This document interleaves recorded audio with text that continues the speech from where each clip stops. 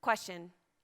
For those of you who feel indifferent, or sometimes it's okay, sometimes it's fine, what makes it harder? Oh, this makes me the most nervous when I'm in front of a room of people. What is it? What makes you the most nervous? Yeah. When I'm not confident on my subject matter. What, the content. Not comfortable being the subject matter on the specific content. Great. What else? Facial expressions from the crowd. Do they love me? Do they hate me? Are they disagreeing with me? Do they know more than me? What else? Yeah. You talk really fast when you get nervous. Yes. Most people do. Then we become. Yeah. Okay. Yeah. Okay. What else? Yeah.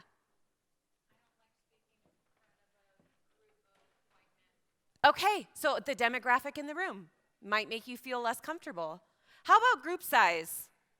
Is bigger worse for some of you or better?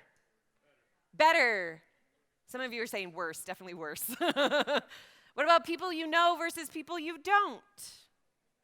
Virtual versus in person. I want to normalize some things this morning, and one of them being we're all different.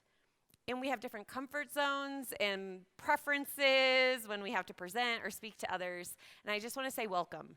Everyone has a seat at the table, and I am here to give all of you tips for when you're having to present your ideas, your information out loud to other people. Perhaps I look familiar to you. I was up here yesterday in a completely different capacity. That's a side hustle, on accident, nonprofit. This is my day gig. I train speakers. I train TED Talk speakers, CEOs giving keynotes at conferences. I coach sales teams doing sales pitches. I coach engineers giving their product updates. Anyone, anywhere. Sometimes they call me because they bombed a presentation. Sometimes they call me because they're a manager and they want to give their team a lift. Just help our team. We don't know what to do with ourselves. Or I have a high-performing leader who is not self-aware and does not come across the way he or she thinks they do. So that's the context. I work with a lot of bigger companies. Actually, Travel Portland. Anyone from Travel Portland? I know there's a light crew. Have we met before? You missed it. I trained the whole staff at Travel Portland in presentation skills a couple years back, and it was lovely. So you missed it somehow. Okay, surgery, that's a good excuse or reason.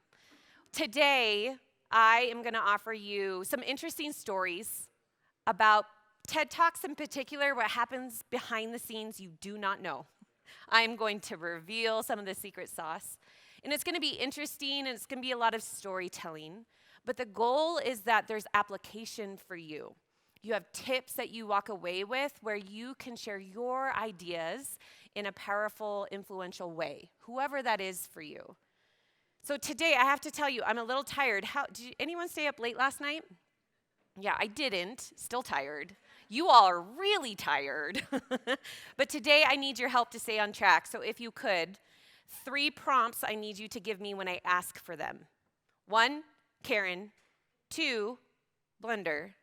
3, Talladega Nights. No one's writing notes. I am concerned that you will not remember these. These are the 3 prompts. When I ask for them, tell me the next one, okay? This will help me out. Stay on track. Stay focused. Oh, too late for those of you taking pictures. Nope, should have used an old-fashioned pen and paper. Imagine you are standing here. Stage wing left, Keller Auditorium, about to walk in front of 3,000 people to give your TED Talk. 2 months before this moment, you were paired with a speaker coach. And in that 2 months, we are either going to be best friends or best friends. We are not going to be enemies in this process. I am here to help you. But it's intense. It is not easy. There are 2 parts of preparation. The first part is the content itself. What's the one idea? What's the story? Where's the data? How are your transitions? How do you start? How do you end? And then ideally, we have about a month, that's never happened, 2 weeks, to practice the delivery. content and delivery. And the delivery is, how do I prepare you best for this crazy adrenaline rush? This crazy amount of stimulus. Anyone on this stage last night? Yeah. Lights, bright, really loud, the sound of your shoes on stage. There's just so much stimulus in these exciting or terrifying moments, and it's hard to prepare for.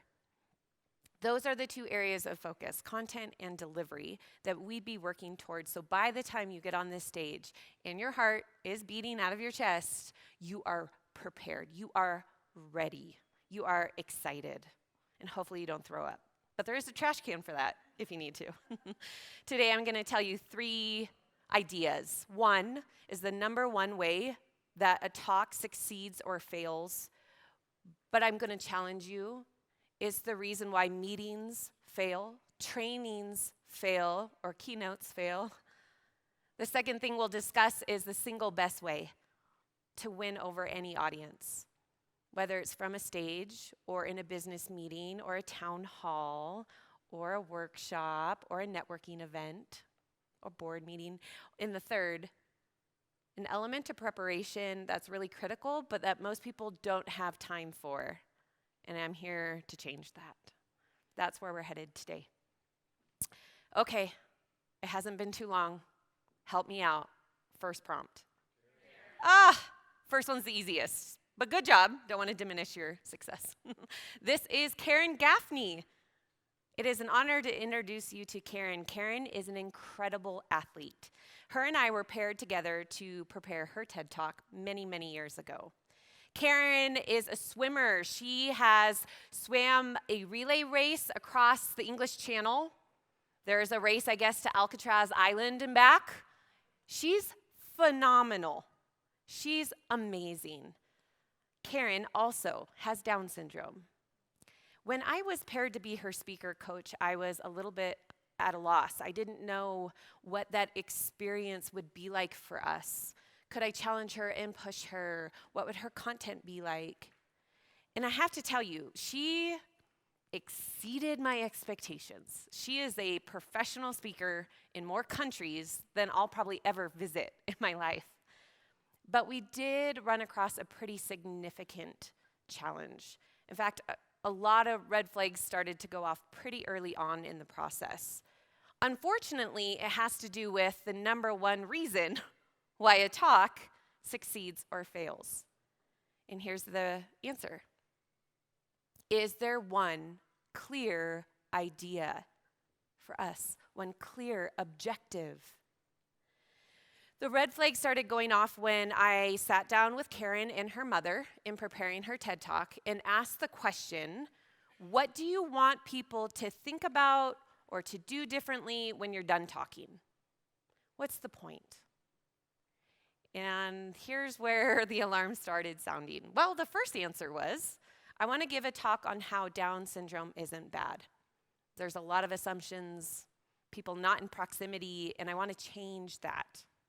Okay. Also, in the talk, I want to talk about inclusivity. Because not too long ago, we were put in institutions by ourselves instead of being integrated into classrooms. And I want to talk about that. Okay. Also, I want people to know not to use the R word. We can hear it, and it's offensive. Okay?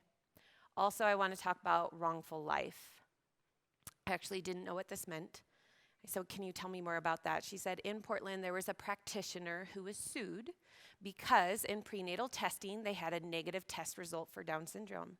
When the child was born, it was very evident very quickly that the child did have Down syndrome, and the parents sued the practitioner for wrongful life. They would not have chosen the pregnancy. Coming from Karen, this is where it takes some empathy. Imagine how she felt hearing that in the news. I want to talk about it. And in TED Talks, we talk about controversial, hard things. We're not afraid to do that. Here's the problem. That's not one talk. That's 4 talks. We could water down everything and try to fit it all in, or we could try to focus in on one idea and maybe nod or reference to some of these in the talk. It took about a month and a half, way too long. Nerve-wracking speaker coach, We need to get this solved soon. It took a lot of tears to figure out where this focus should be, and here's where we landed. Before this became a mantra for something totally different, that her life matters, that lives of Down syndrome folks matter. Have any of you been to TEDx Portland? Just a few of you. Memorial Day weekend, Ticketmaster. Here's my plug. TEDx Portland will be at the Moda Center this year and be the largest TEDx event in the world. I have a lot of friends flying in, experiencing Portland for the first time. If you were to have attended this year, you would have seen Karen nail it. She stood in front of a room of 3,000 people and implored people that my life matters. She got a standing ovation, a lot of tears on cheeks. It was a moment.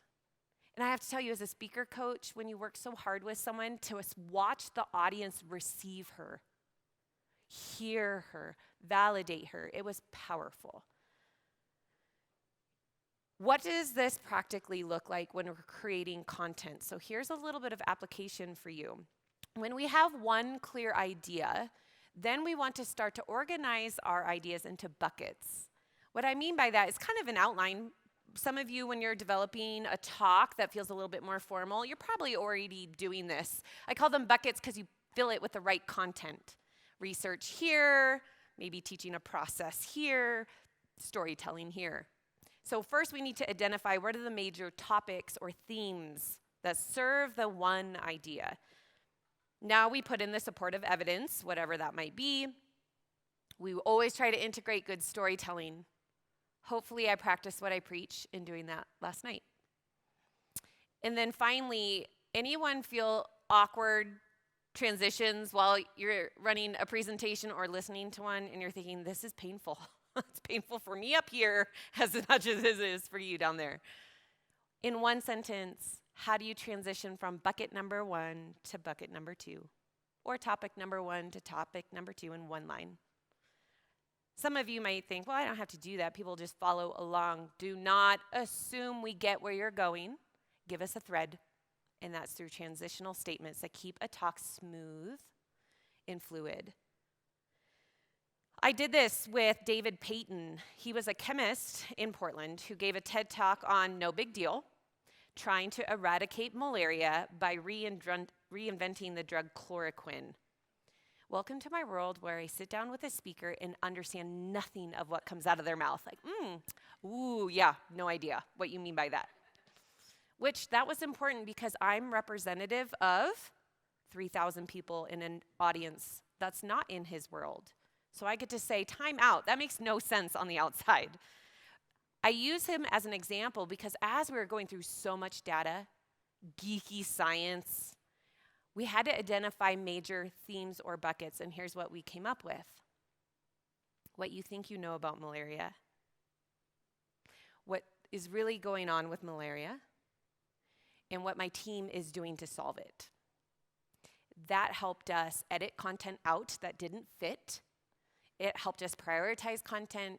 It organized it in a way where it felt really engaging with an audience right away. You think you know, and the whole audience goes, what do I not know? So a very smart way to categorize the topics. Start with one clear idea in your meetings. Is everyone on the same page of where this is headed and why it's worth your time? Today we're talking through XYZ so that by the time we're all done, you have XYZ. So start with a concrete idea and then that positioning statement. And I think it should start every meeting. It should start every training.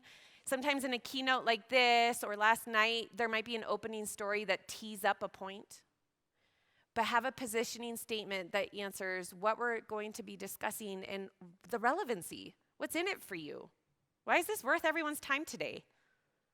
And depending on the setting and the audience, your positioning statement is going to be entirely different.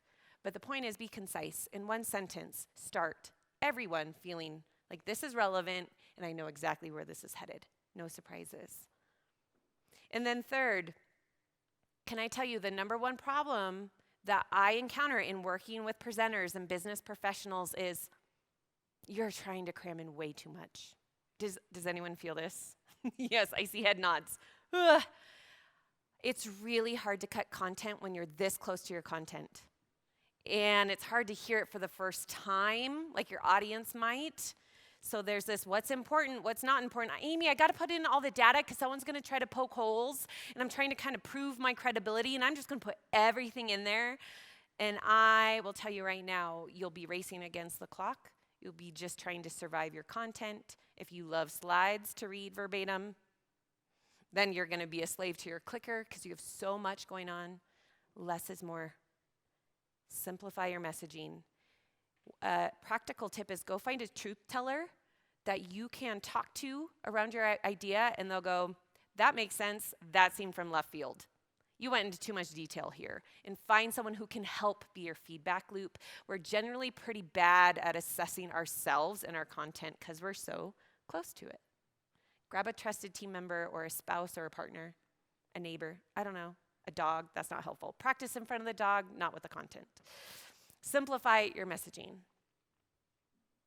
Start with one clear idea, an objective. What is the second prompt? Hey, you did remember. I underestimated you.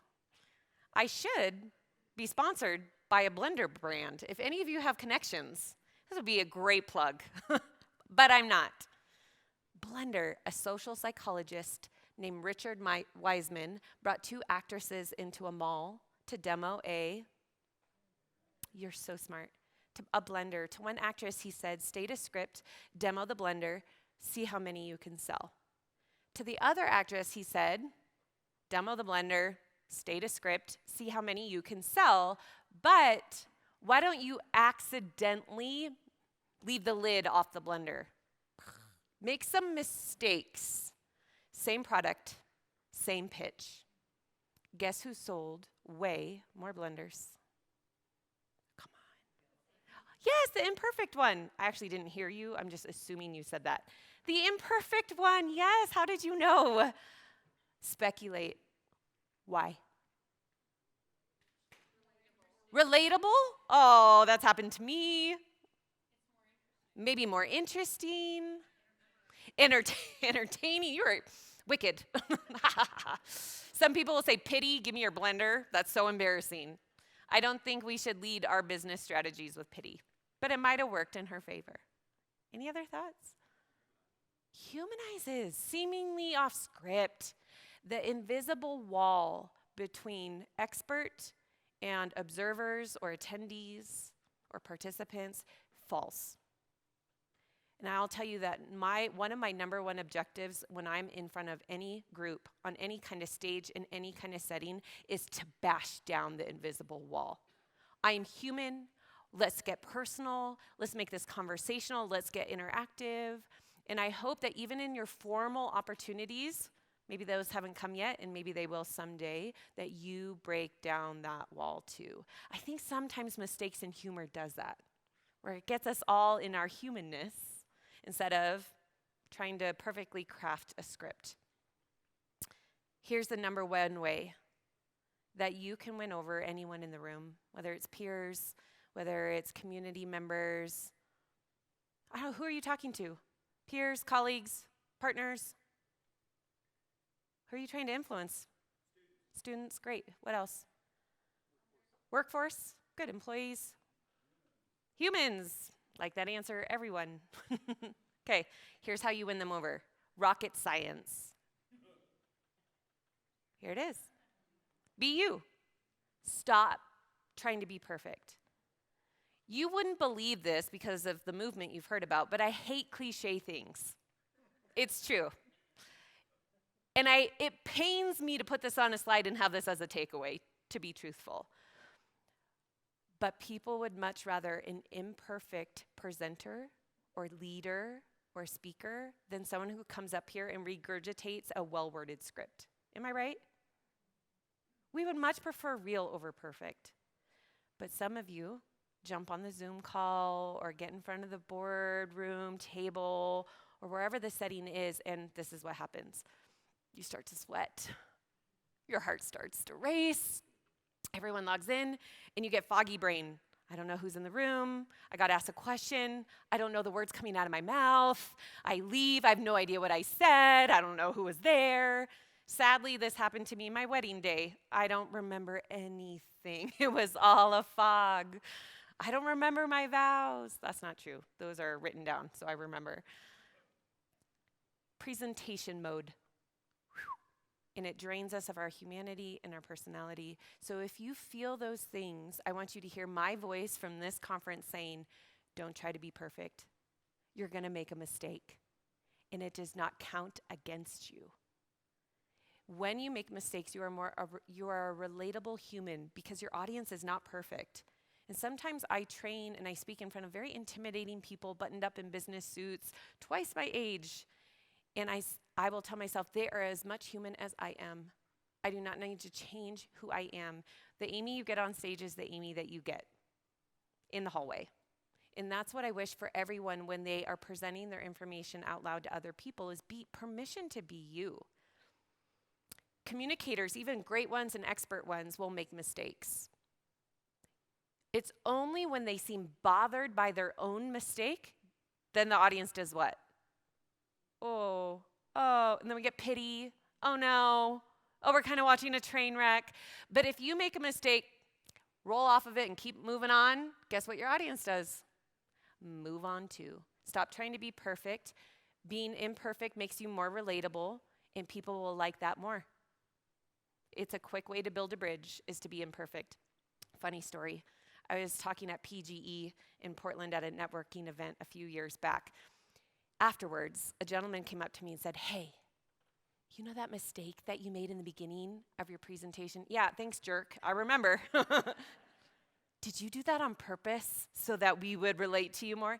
Yes, I did do that. No, I'm going to make mistakes because I'm human. They just don't bother me like they used to. One of the best examples I saw of this authenticity over everything else was Timber Jim. Anybody know Timber Jim? Yeah, Portland Timbers. He was basically the live mascot. Problem, I knew nothing about soccer when I coached Timber Jim for his TED Talk in Portland. I got schooled a little bit. Here's what's great about Timber Jim. What you see is what you get. There is no version of him. There is no pretense. There is no trying to be perfect. And that makes it a little chaotic as a speaker coach. We calculated all the time spent on his TED Talk, and it was over 120 man-hours between his practices, my feedback, committee sessions of practice, rehearsals, back and forth. 120 hours for 12 minutes on stage. So when you watch those TED Talks and you think, I could never do that. I don't do public speaking, which never tell me that. I will prove to you otherwise and yank you into a workshop. But where was I going with that? See, I lost my own train of thought. Jim. After all that time preparing for his talk, you know what happened? He walked out on stage, and I'm behind the curtain, and this is me. Please state a script. Please state a script. He is so unpredictable. I had no idea what was going to come out of his mouth after all that time. But in the back of my mind, I knew that Timber Jim was going to be one of the most favorite talks that day, and I still get people who know my involvement telling me that his was one of their favorite talks of all time. Why? Not because he stayed on script. He went long, which is a sin. Do not go long ever. He went long. He got super emotional to the point where it was kind of uncomfortable. But this is the reason why he was always going to nail it. Timber Jim's always Timber Jim. Authenticity. We love it. It's contagious. We feel permission to be real too. And that was always going to win over the audience, no matter what came out of his mouth, although we worked hard on that. So permission for you. What does this mean for you? Authenticity over perfection. Again and again and again. That presentation mode, you're going to feel it. Maybe next week, maybe the week after, maybe in a meeting, formal, informal, with your team or external, and you're going to start to feel that, and I'm going to challenge you. People want real. You're going to make a mistake. Don't try to avoid it. It's coming. Just be flexible. Ditch your script. Some of you How many of you love to write out verbatim something that you're going to have to present? Does anyone write it out? Yeah. Can I tell you something? You know what I'm going to say, huh? What you gain in good wording, you lose in perceived presence and authenticity. So although you're a great writer, to be a great speaker, you need to stay flexible so that when we watch you, it's not like we're watching someone remember line 2, paragraph 3, page 4, because we can see it. We can hear it. You flub a word, and then it sets you off, and then you got to remember where that line started. So here's what I would say to you. If you write it out verbatim, at some point, get it in outline form. So maybe that's a good prep process, but at some point in that process, a step needs to be to back out into an outline. And then print it, large font, and use it as cues when you're talking. So you look down, see your content, know what you want to say, and then say it to the people you're trying to influence.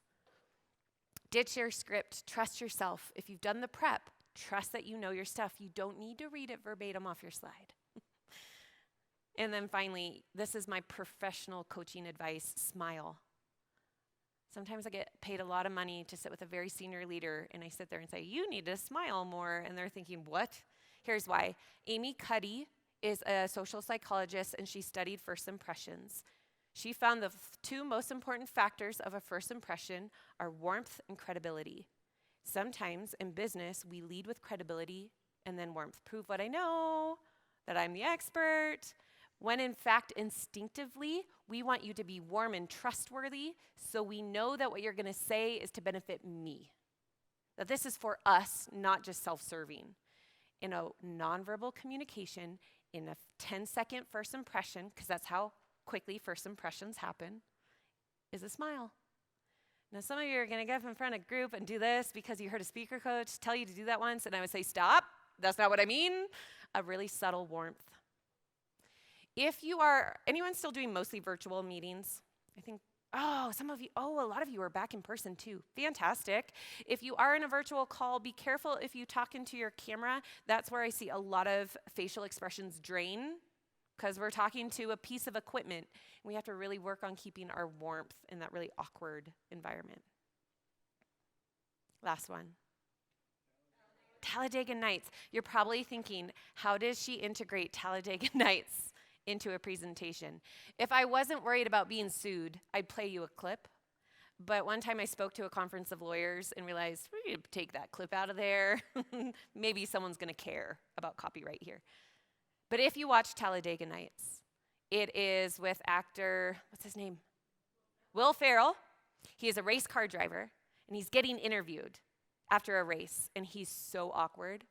He's getting interviewed, and as he's giving his answer, do you remember what he does? He says to the interviewer, I don't know what to do with my hands. And the interviewer just says, just put them at your side. And as Will Ferrell is continuing to talk, guess what happens? The hands rise again, and the interviewer pushes them back down, and he ends with one hand in the air. Do you feel this when you're speaking live in front of people? I don't know what to do with myself. I actually saw this a few times last night on stage. It was the I am not sure, tuck. I'm going to tuck them. I don't know what to do with them, so they're going in the pocket. And I saw this happen. I had a front row seat within seconds. And here. We can feel so awkward. We can be so awkward. Oh, I do have a clip. I wasn't worried about being sued. Skip it. What is the element of prep that's really critical that most people don't do? This is so predictable coming from me, but here it is. Practice the delivery. Practice how you say what you say. It's not just what you say. Trust me, it's not just great content or great visual aids.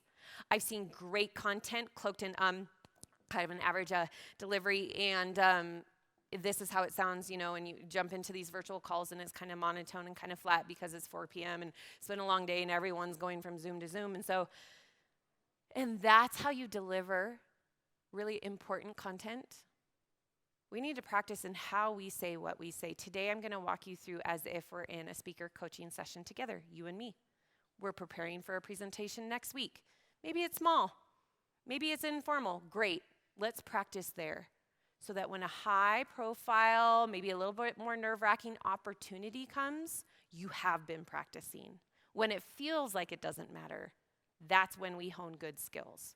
So we can rely on them when the pressure's on. Are you with me? Are we gonna do a speaker coaching session? I normally would bring my video camera and have you come up here and I would film you and we would all watch it back together. And you're thinking, I am so glad that I had surgery and did not come to that Travel Portland training, because that's what she would have done. Let's do it. 4 fundamental skills to every great speaker. These are based on instincts, meaning how we perceive people very quickly. So these will not change. They haven't and they won't. This is not culturally universal. So if you are communicating to a group of people with a different cultural norm, don't be rude. Ask good questions ahead of time on what is appropriate. Eye contact, gestures. That's where we're headed. Let's start, number 1, with eye contact. How many of you have heard make good eye contact? My 3rd grader knows this. Problem, I coach around the country, I speak around the country, and when I ask people, what's good eye contact? Nobody knows, or they've gotten very terrible advice. For example, if you're nervous, just talk to people's foreheads. Now that might work in a room like this, but you're in a small meeting room with just a few people, and pretty soon, people are gonna wonder what on earth is on my forehead. Or just talk to the back wall. Oh, because this looks like I'm connecting with people. Audiences aren't dumb. You can't fake connection. Look at people in the eye. Let's define what good eye contact is. Good eye contact starts with asking yourself the question, self-awareness, how long are you connecting with people in the room? If we were to be videotaping you and practicing, you would note that most of you do a scan. We scan the room because we don't want to be aggressive, we don't know what else to do. Actually, this might seem really collective and inclusive. But over time, this actually looks a little bit scattered, and I can tell you as a speaker that I'm not connecting with anyone. I'm just throwing my eyeballs around. Then most of you have a thinking spot habit. A thinking spot is where your eyes go when you're thinking about your content. Have you noticed this? Virtually and in person. Typically it's to the ceiling. Maybe it's drifting down below the people. If there's a window in your home office, sometimes it's there. It happens almost predictably in 3 different places. 1, transitions. Where am I going with this? What was that question she asked? And I can tell that you feel nervous. The second is metrics. Last quarter, we had 1,400 visitors, 1,600, or time frames. I started my job in March 2020. The problem is not that a speaker looks away once, or a presenter looks away once, or a facilitator. The problem is, do you do that every time you're caught off guard? Do you do that at every transition? Do you do that when things get tense? Do you just hate eye contact in general and you aren't ever looking at someone? Now that it's repetitive, it's going to be observable and you should break that habit. It's not, oh, suddenly you're a terrible presenter if you look away once. It's how often are you doing it? When are you doing it? It's like a poker tell. It's starting to show that maybe you're not comfortable or you don't know the content. We want to break that habit. Ask yourself, how long do you connect with people? Virtually, there's an adaptation to this, but I don't have time. Ask me. I'll stick around and ask me. Good eye contact is 3 to 4 seconds a person. And you have observed that I have been doing that at the conference this evening or last evening and today with you now. And it is much more human. I can barely see you. You're a shade of gray in the spotlight, but I can see you. 1 person at a time. That's the key. 1 person at a time. Now, what's your name? Yeah. Christina. If Christina and I were having a meeting and we were sitting together, typically Christina and I would give longer eye contact to one another because we're in a conversation. The problem is when we get on our 2 feet in front of a room of 10, 20, 30, suddenly that eye contact feels really aggressive. Amy, I don't want to be creepy, and you can creep people out. But it's not generally in 3 to 4 seconds. It is longer than that. And so what happens is I would say the way I talk to Christina one-on-one is the way I want you to feel with me in a big room.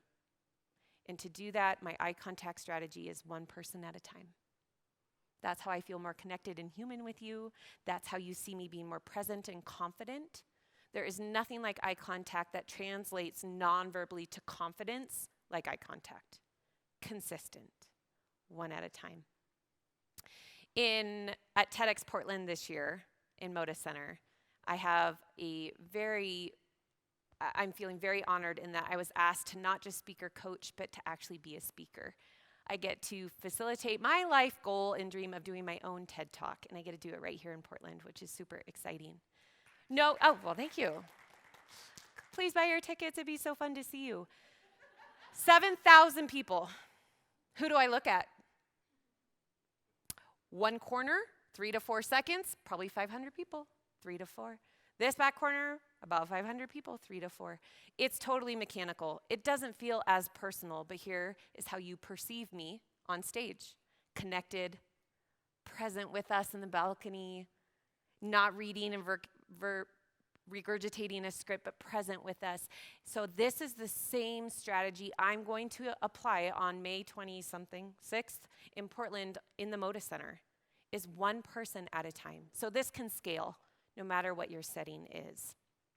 I was coaching a speaker for her talk probably 5-6 years ago. Her name was Fawn Weaver.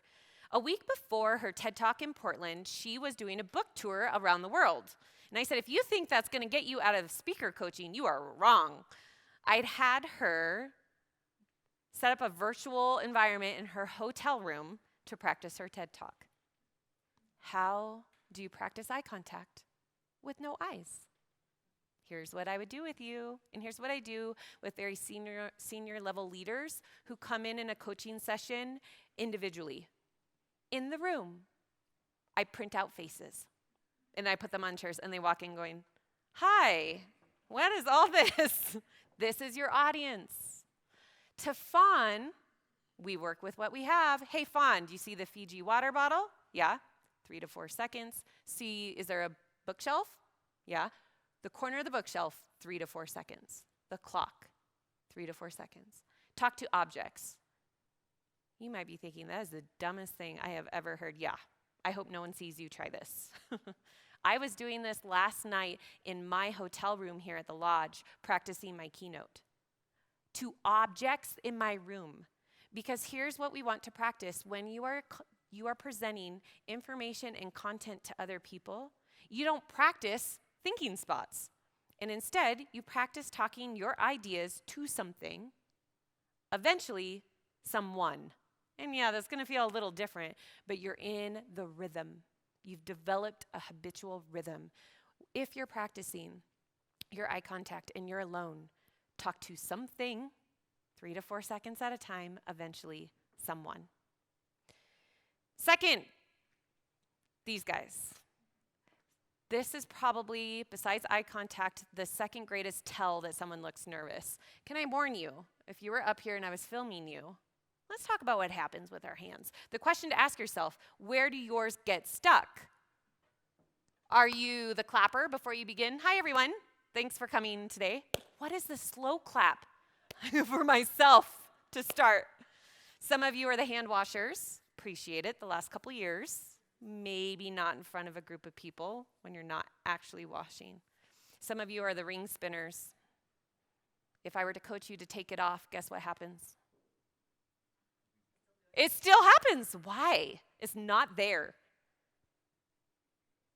Oh, come on. Why would it still happen? Muscle memory. You are doing that all the time and you don't know it. Some of you are the spider on the mirror. I think that's really interesting. Some of you have heard to do the power steeple because this looks natural. Some of you T-Rex it, a little high, a little together. And some of you fig leaf. I hope that's not most of you. A couple years ago, I had a gentleman in class, and every once in a while he was talking, he'd kind of do this. We watched the videotape back, and he was mortified. Do I do this in front of clients and partners? Probably. Where do your hands get stuck?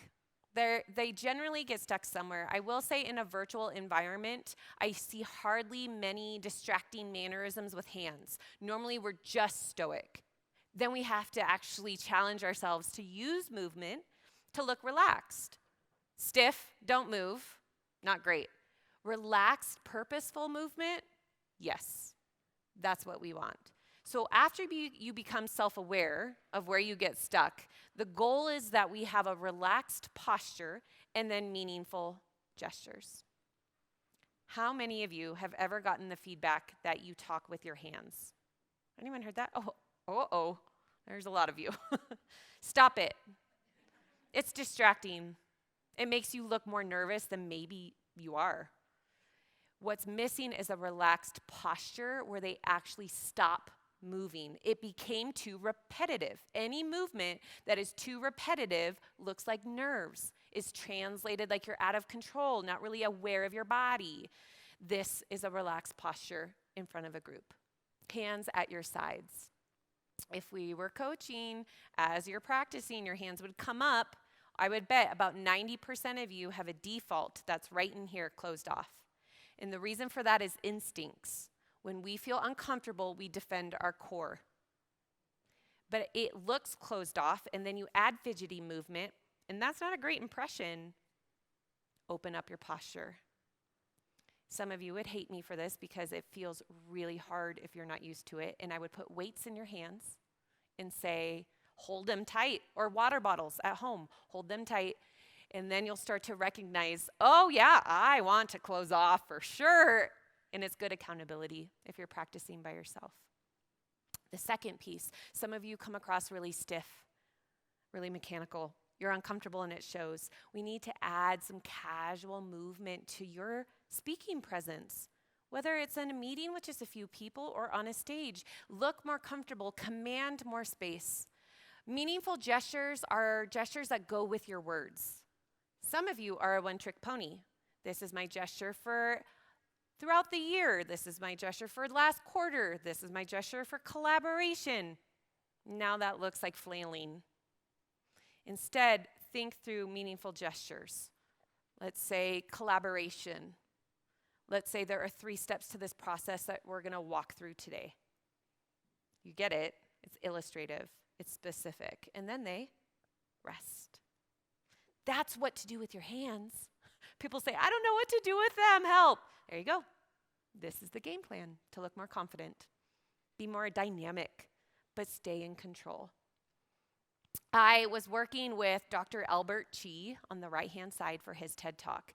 He was delivering a talk about the modular prosthetic arm that you see on Johnny Matheny, his patient.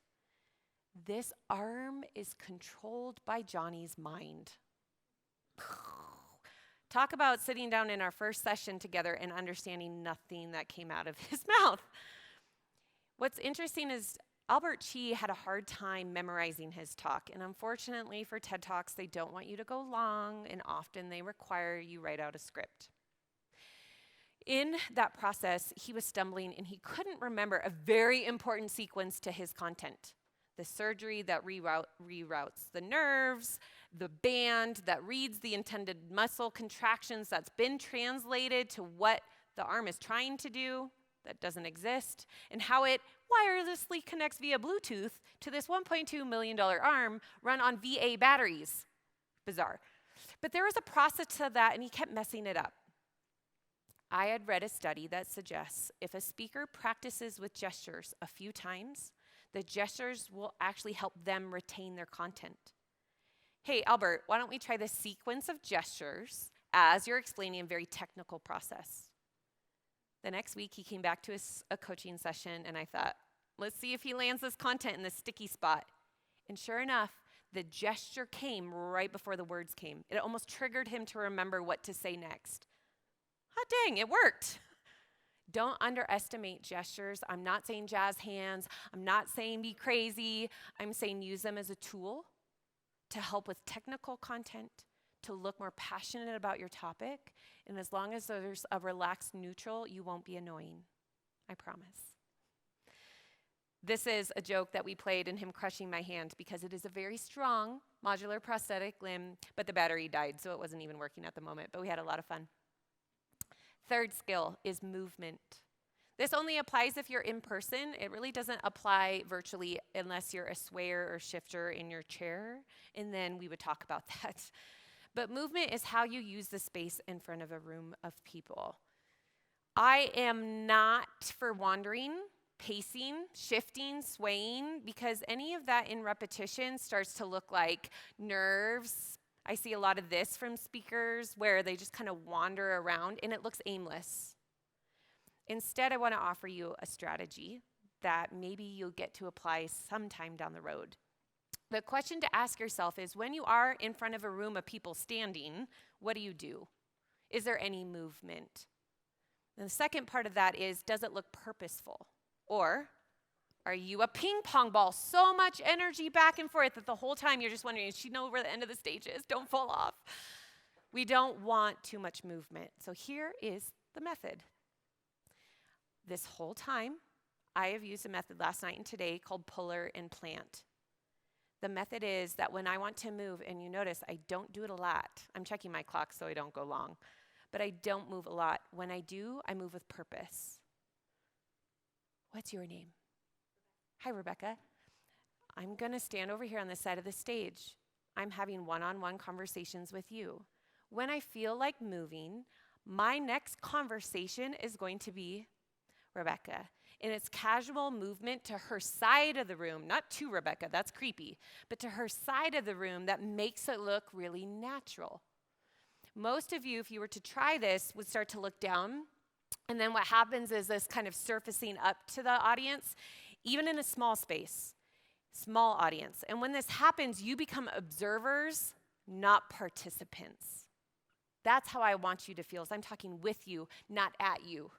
So when I move, I need to make sure, maintain that eye contact. Use the puller strategy. I am moving to connect with someone. I was working on this strategy with a TED Talk speaker named Kareen Kanimba, 2019 TED Talk. Do you see the red square? Yeah, because there's a bazillion cameras in production for TEDx Portland, they actually can't move off the square. Well, what's our strategy? Do we get to use movement as a tool to engage and be dynamic? There wasn't a lot we could do, but here's what we did do. Kareen is a survivor of the 1994 genocide in Rwanda. She was 1 year old. And she told her story. At the very end, she implored in the conclusion for people to choose forgiveness. When she did that, we practiced a really casual walk forward at the end in a lean into the audience to be as close, as intimate, as personal as she could be to rally people to something courageous. So there's where we just scaled the best we could. We worked with what we had, and it was powerful. It was subtle, but it was thoughtful and intentional. Last skill, and then I have time for a few more questions if you have any. Voice. Oi. Anyone on conference calls where you just, super hard to pay attention? There's just, so today we're going to. In the first 10 seconds in a webinar, you're thinking, oh, this is going to be the most painful 45 minutes of my life. Anyone? Yeah, okay, good. Not just me. Yeah, I hear that too. Voice, the question to ask yourself, some accountability here. Are you missing punctuation? Do you end your sentences on a period? Do you hang at your comma when you're listing things in a sentence and then find the period? Or do you have a lot to say in a short amount of time, and when you get nervous, you talk a little bit faster, and even though I'm really clear, I'm really fast, and if I blaze through my content like this, you're not going to absorb all the content because you're just cherry picking what you can remember because people cannot absorb content this fast, and you know what we do is we hate pausing, right? So we have these filler words, and so what we do is we never have punctuation, and so we thread it together with a bunch of kinds of filler words, and so, right? We hate pausing, when in fact pausing is what makes us sound articulate, credible, expert, unhurried, in control. Pauses are always the next level. If we were one-on-one coaching, I guarantee you we would work on this. It's just so profound in cleaning up and professionalizing someone's speaking presence. Here are the 3 areas we would work on. Variety, meaning, is there inflection, ebb and flow, or is it flat and monotone? Some of you are flat and monotone just naturally, and we would work on adjectives and verbs and start to emphasize those in your delivery. And right when you feel like you're overselling the word, we are probably hearing it passionate for the first time. And that's really hard. Same with fast talkers. If we talk slower, pace, it feels really odd right when it probably is right for the audience. Discomfort is often a sign of progress when it comes to speaking skills, unfortunately. The third thing we're listening for is those pauses instead of, right, you know, all the pesky filler words that normally happen at what should be a punctuation mark. A few years back, I was partnered with Gaffney. Get this, 15-year-old girl in front of 3,000 people in Portland. Can you imagine? I would not have had the guts at 15. When we got together in our first session, this is how she came across. She was tugging on her sleeve. She wouldn't really look at me in the eye. She was feeling really twin. She talked really fast. She had uptalk at the end of all her sentences like this, and sometimes this happens with adults too. And I see it. It's contagious. Some people really hate it when other people do it, and yet they do it themselves, and they don't even know it. And she's talking super fast. She has all these filler words, and I thought, oh my gosh. Here's what we did.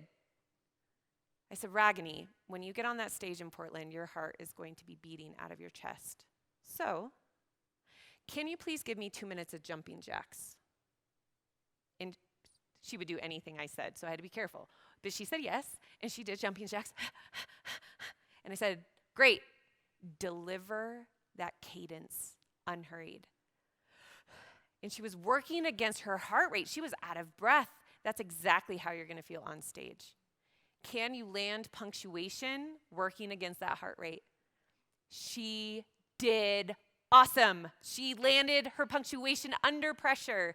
She's probably one of the best clients I've ever had. She was so teachable. She gave a TED Talk on how we can use virtual reality to solve phantom limb pain for amputees. Super smart. Really dialed in, leaned into the coaching. Here's how we can apply this to our opportunities to influence others with our content, our ideas, and our stories. 1, use your skills. Eyes, hands, movement, voice. 2nd, how do you know? How do you know if you're doing good eye contact? Oh, I think I made better eye contact today. You need someone to give you feedback. We are bad assessors of ourselves. I give great feedback. You didn't look at one person that whole time. Who can give you feedback? That's the ones, there are many actually, but there are a few silver linings to virtual. And one is that, some of you hated this, but you can see yourself real time. Oh yeah, that's what I do, that's awkward. What can be your feedback loop now? And the third, for those of you who absolutely loathe public speaking, bad news. Really, truly the best way to feel better. And you can look better by executing the skills I suggested today. You can look confident even if you don't feel it at all. That's the beauty of our skills, delivering well. But if you want to feel better doing it, do it again and again and again. And then you realize, I have not puked on stage. I did not pass out in the meeting. Maybe this isn't so bad after all. And then you make a mistake and remember you're human and just roll through it onto the next. And then you get a couple wins under your belt and it's not so bad. Some of you need to go seek out some opportunities to speak more, whether that's in your personal life or professionally. 3 main ideas. Number 1, be clear on your objective in your meetings, your presentations, your trainings, your town halls, whatever they are. Maybe your TED Talk someday. Be clear. What is the main objective? Don't try to do too much and be crystal clear. The second, be you, be authentic. Don't try to be perfect.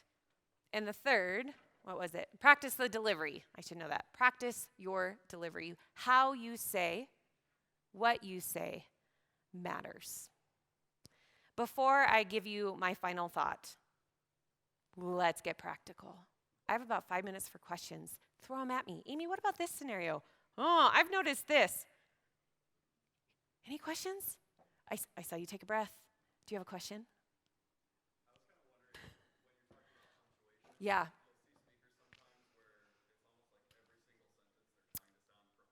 Yeah. Yeah. Over dramatizing. Yeah, I think it's quantity. If you do pausing often, then it can start to sound mechanical and overdone and oversold. Where if we were sitting with your content, we would probably plot, man, you share that statistic and that's profound. Pause on that period mark. 1 second longer, not 5 seconds, but 1 second. Then maybe you clip along, it's clean, you're honoring your punctuation, but at that story, pause and they'll want what you have to say next. So we would probably plan just a handful of a little bit longer pauses so that that does not happen. Really good question. What else? Free speaker coaching, yeah.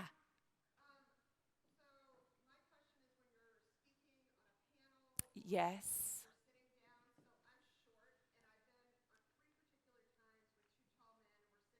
Mm.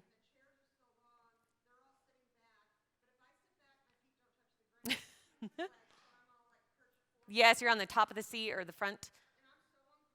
Mm. Mm. Physically uncomfortable you are. What are you asking me? What to do? Ugh. Yeah. Yeah. Yeah. I've seen this happen. I'm trying to think if I've personally felt this. Has anyone had awkward stool moments? Do I touch the floor? Do I sit all the way back on the stool? Like these are the awkward things you don't prepare for and then make you feel awkward in the moment. I don't know if I have best practice for you.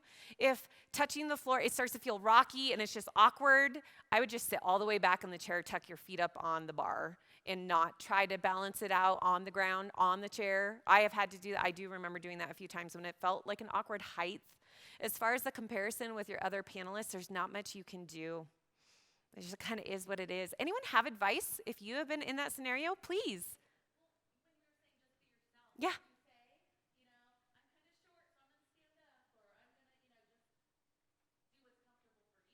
You could.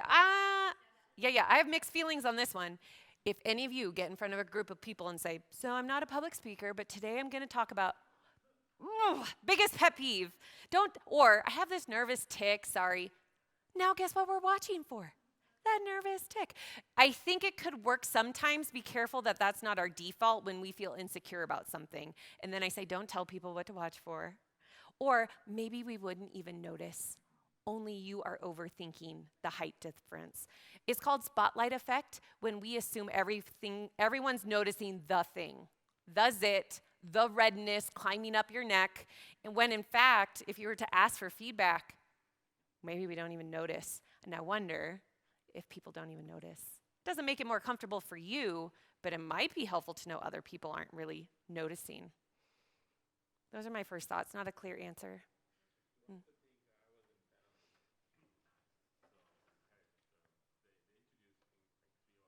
Okay, he's on a panel and there's 3 of them. 3 or 4.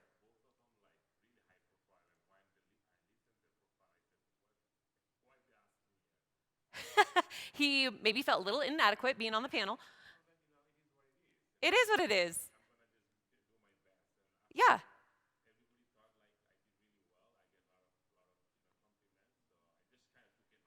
Yep. He got out of his head.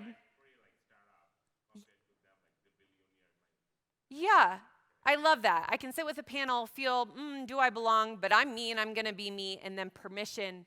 And then people receive that well. Good. Okay. I love the honesty. It bothers me for a little bit and then it starts to feel better. Good. Any other questions? 1 or 2 more? Yeah. Mm-hmm.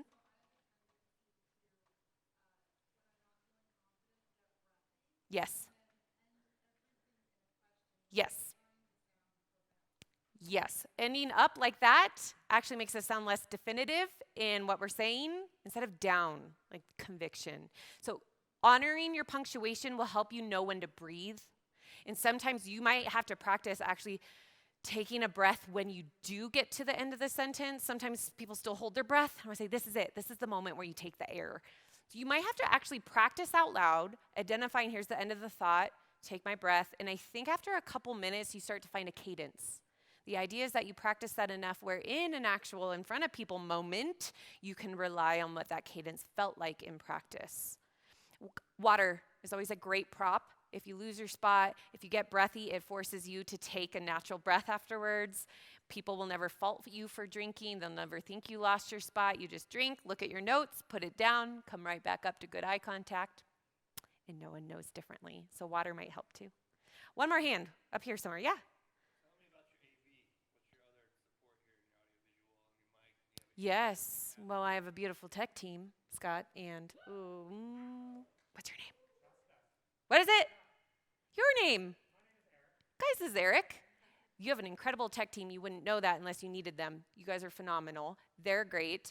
I asked in advance before the conference, I don't want a hand mic. Do you have lapels on site? Sure. Come 10 minutes early before your sessions and we'll mic you up. Because the mic and the clicker, anyone had to do the juggle? I have learned to try to stay in control of my environment. So I asked in advance. I also make sure to I didn't have to here, but I moved the podium from the center so that I am more approachable and not hidden, even though some of you love to hide behind a podium. This makes me more human and more relatable. So I've moved the furniture, or I would have, talked to the tech in advance, and then I use slides as prompts for me. I don't have notes. My slides are my notes. Same as last night. When I click, I see the slide, I practice enough to know what I want to say. So I use those as my notes, and that's why I didn't use any. Was there any specific question I didn't answer on that? I don't have a countdown clock. Most people don't look at it. So if anyone went long, it's because they didn't look. But normally I don't know. Have you used one? Do you find it helpful? Might be, yeah. Yeah, here's a good thing to know. If you do have a bigger event and there is a clock, ask them, does it count down or count up? Because I have been in a moment where I looked down and went 12 minutes, 12 minutes left, 12 minutes in. So get really clear on what the technology is. So in the moment, it's helpful, not distracting. I would say that. I'm going to wrap up with my final thought, and I actually stole it from Brené Brown. Anyone know Brené Brown? Yeah, she's great. I was reading her book, The Gifts of Imperfection. Such a good book. Go buy it. The Gifts of Imperfection, and I read something that really struck me because I think this is what my clients feel. This is what they're rumbling against. And so I like to close all of my workshops with this nugget of truth. Don't do it. Don't hustle for your worthiness. I have been in that situation where I got in front of a room of people and man, I was hustling to be liked, hustling to be taken seriously, proving why I'm the one in front, maybe because my age, maybe because my gender. And I realized I need to trust my expertise, and I am never going to hustle for you to reflect back to me how worthy I am of this opportunity. No, I'm not going to do that. I'm going to practice my skills. I'm going to prepare. I'm going to practice the skills that make me look confident even if I don't feel like it. But I'm never going to try to hustle for you to tell me that I'm worthy of it. I want to leave you with that personal nugget today. If you have questions, I'm going to stick around. Thank you for being such a great crowd today.